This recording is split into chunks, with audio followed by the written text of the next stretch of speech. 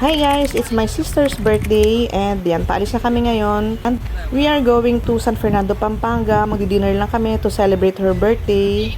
Nakabase na kasi sila sa abroad and actually di pa namin alam kung saan kami magdi-dinner. But before that, dadaan muna kami sa grocery since naubos na yung stocks namin ng food and every week kasi nag-replenish kami ng stocks para laging fresh and laging bago. So dito lang kami dadaan sa may Pure Gold, malapit lang to sa may Macabali Hospital. Since ito rin yung madadaanan namin going to San Fernando, Pampanga. Sobrang mahal ng bilihin ngayon guys. Usually chicken and fish lang naman yung binibili namin and nagpo-pork lang kami once or twice a month lang talaga.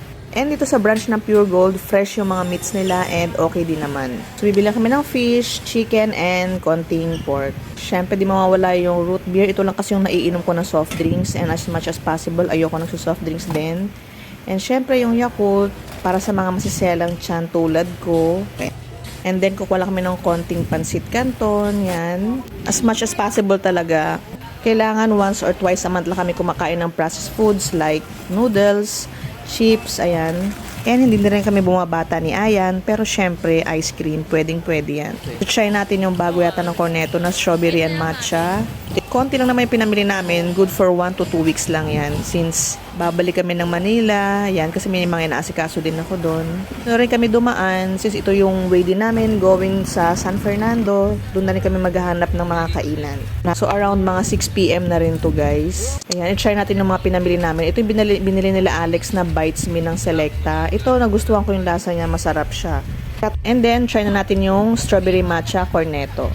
Pag napadaan kayo dito sa may part ng San Fernando guys, yan, mafe-feel yung Christmas na dito. Sobrang liwanag na lalo na paggabi. Yan, try na natin yung strawberry matcha. Ganyan siya guys, yung half niya is matcha and then half is strawberry flavor. So for me, hindi ko siya masyado nagustuhan. Parang kulang yung lasa niya, especially yung matcha.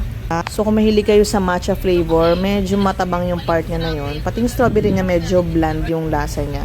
So doon pa rin ako sa cornetto na chocolate and vanilla. And yung ibang flavors ng cornetto yun, mas gusto ko pa rin siya kaysa dito sa may strawberry matcha.